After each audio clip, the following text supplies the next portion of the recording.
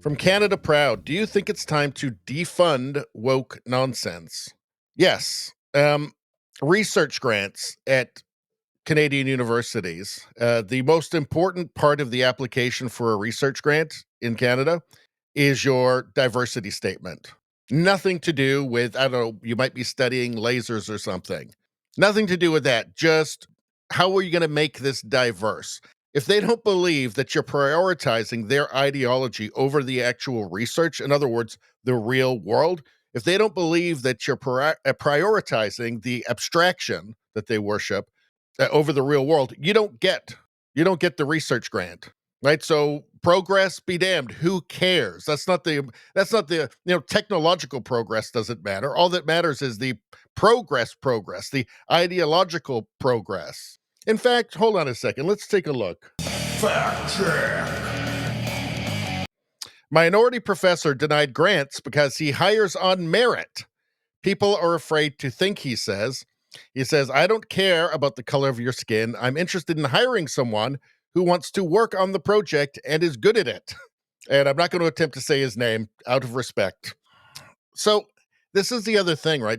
It shows you the whole kind of lie behind the diversity thing. The diversity only counts if you agree with them. So for some, white, radical leftist administrator at a university, your diversity only matters if you agree with them. So somebody's diversity only counts if you agree with them. If you don't agree with them, you don't count. They don't want your diverse voice anymore. Because it turns out they don't actually want diverse voices. They want the same voice. They want total homogeneity of ideology, of thought. Let's see. An award-winning Canadian scientist said he has been refused 2 federal government grants for his research on the grounds of lack of diversity, even though he is originally from India and has repeatedly suffered racism. Well, see, his diversity doesn't count, though, because he doesn't buy in to the woke ideology. He wants merit, and they took his minority card away. So let me give it a try.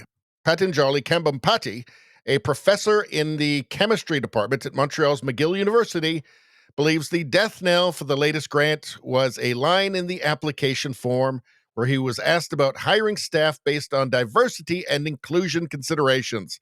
He says his mistake was maintaining he would hire on merit any research assistant who was qualified regardless of their identity. So this is what rules now in Canadian academia, and the government that provides the research grants, this is what's most important to them. Merit doesn't matter. Just the merit even of the application doesn't matter, of whatever the research is doesn't matter. It's just, is the researcher going to do their little diversity song and dance for them? If they will, they'll pat them on the head and give them some money. I think so many Canadians don't understand how deeply the woke tendrils have gotten into everything and just how deep the madness has gotten. Yes, well, the money we spend on research will go to research, not to promoting political ideologies. We want, for example, our science and technology research to go into technological breakthroughs, inventions, innovations, discoveries, cures for terrible diseases that can improve Canadian lives.